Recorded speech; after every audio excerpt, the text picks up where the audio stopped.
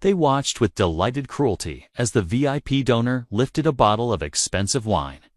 She poured it over the black woman's head like she was an unwanted stain in the room. Phones came out, cruel laughter echoed, and security prepared to drag her away as the evening's entertainment continued.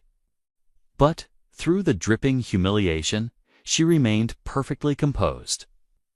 There were no tears, no flashes of anger, just a deep, calm power. She slowly set her handbag down on the table, looked directly at the auctioneer, and delivered a quiet warning that froze every smile. Make sure you know exactly who funds this entire auction before you dare to touch me. The Silver Horizon Gala was a place where power dressed, hid itself in diamonds, and merely pretended to care about charity. Wealthy donors filled the grand ballroom, much more eager to flaunt their elite status than to show genuine generosity. In the center, under a massive crystal chandelier, stood rare items worth millions. There were historic paintings and priceless artifacts, essentially history itself up for sale to the highest egos. Vivian Thorne stepped inside the ballroom completely alone. She didn't arrive with a swarm of bodyguards or flashing photographers. She didn't need loud noise to prove her importance. She simply scanned the room with controlled confidence and walked toward the front row. A security guard immediately intercepted her path. "Public seating is strictly in the back," he snapped. Vivian didn't argue or raise her voice. "I am seated at table 1, she replied smoothly. He laughed loudly, as though she had just told a hilarious joke. "Only true VIPs sit there. Billionaires and board members. You should verify your place instead of making assumptions." But assumptions were the only currency truly valued in this room. He waved her off dismissively. "Go find an empty chair somewhere else." Yet Vivian continued forward anyway, unbothered by his disrespect. Audrey Prescott, the auction's most glamorous and arrogant donor, noticed her immediately. Audrey thrived on being the center of attention and deeply despised anyone she viewed as beneath her elite status. She stepped directly into Vivian's path. "Excuse me," Audrey said, her voice loud enough to entertain the nearby crowd. "This is a highly exclusive event. You must be terribly lost." A ripple of stifled, mocking laughter followed her cruel words. Vivian remained completely calm. "No, I am exactly where I need to be." Audrey scoffed loudly, rolling her eyes in disgust. "Security, remove this woman at once. She is cluttering up the VIP area." But before security could even act, an attendant rushed over and revealed Vivian's place card. It was VIP seat A1, right beside Audrey's. Confusion scratched across Audrey's heavily contoured face, quickly followed by sharp irritation. She sat down aggressively and whispered loudly to her table. She must have stolen that VIP card. Cell phones lifted subtly around the table. The elite room absolutely loved a good public humiliation scene. The auctioneer stepped up to the podium and began announcing the starting bids for the night. Vivian confidently raised her paddle. 600,000, 700, 750. The entire room tensed up as Audrey's fake, perfect smile began to twitch with pure rage. When Vivian placed a final massive bid that doubled all the others, Audrey snapped. She stood up abruptly, grabbed a heavy bottle of premium wine, and, with a wicked grin, tilted it directly over Vivian. The dark red wine rushed down Vivian's face and ruined her dress, falling like a waterfall of sheer contempt. Gasps erupted across the room, followed by cruel laughter and the flashing of recording cameras. "Oops," Audrey sang in a mocking, theatrical tone. "Look what you made me do. That single bottle costs more than your entire life savings." Vivian did not flinch, and she did not wipe the humiliation from her skin. She simply emptied her paddle onto the table and looked at the stage. "Continue the auction." The auctioneer hesitated, gripping his microphone nervously.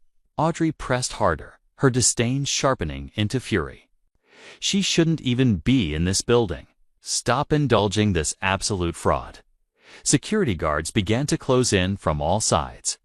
The wealthy crowd leaned forward eagerly, hungry for the drama to unfold.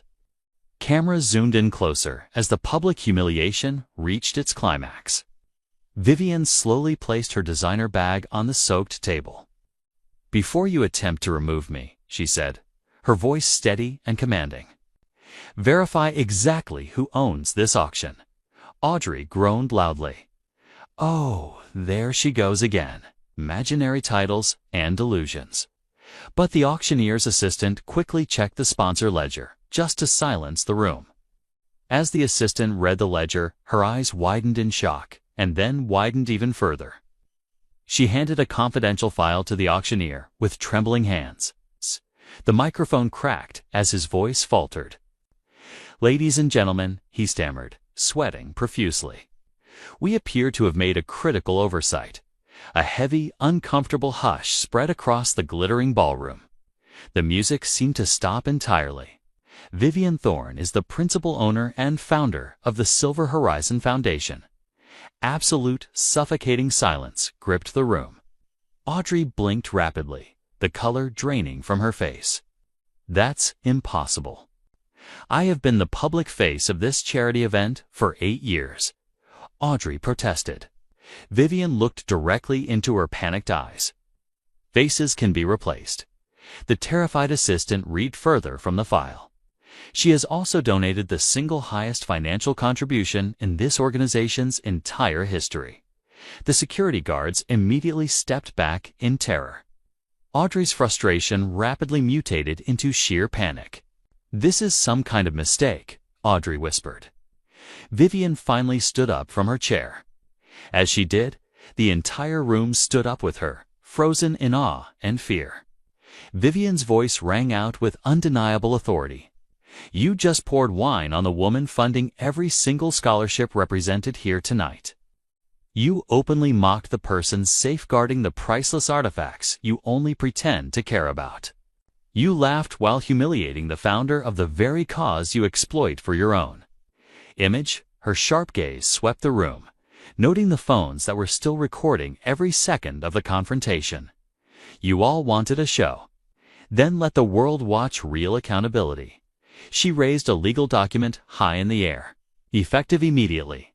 All current leadership positions in this foundation are revoked. Every single donor linked to fraud, embezzlement, or discrimination will be exposed to a full public audit. The era of elitist gatekeeping ends tonight." A few terrified guests attempted to flee toward the exit.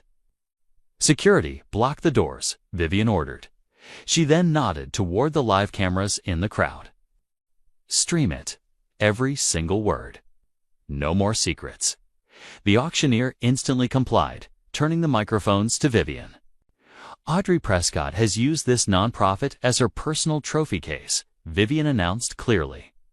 Funds meant for struggling communities were secretly diverted to fund her luxury vacations and private jets. Historical pieces were selfishly hoarded instead of being preserved for the public. "I have gathered 6 years of hard evidence quietly, waiting until someone finally handed me a reason to act." Audrey's voice cracked, tears ruining her expensive makeup. "Vivian, please, I didn't know who you were, and that is exactly why you fell." Vivian replied coldly. "Your respect requires a person to have status. Mine requires basic humanity." The crowd's loyalty shifted in an instant. Audrey's wealthy allies immediately stepped back from her, treating her like she carried a highly contagious disease. Vivian issued one final, devastating command. "Security, escort Ms. Prescott from the premises immediately. She is indefinitely banned from all charitable institutions operating under my control." Audrey screamed in absolute terror the moment a guard seized her arm. "You can't do this to me." Vivian didn't even look in her direction as she answered. "I didn't do this to you. You did it to yourself." The live stream perfectly captured Audrey's humiliating removal, while the remaining donors around her suddenly began evaluating their own hidden sins. Vivian smoothly turned her attention back to the auctioneer. "Bring out the next item." He nodded frantically, wiping cold sweat from his brow. "Yes, ma'am." Right away, Vivian stood tall, completely unbothered by the wine still staining her elegant clothes. She raised her bidding paddle once more. This time, absolutely no one questioned whether she belonged there. She owned the room. She owned the auction. She owned every single eye glued to her quiet, absolute power.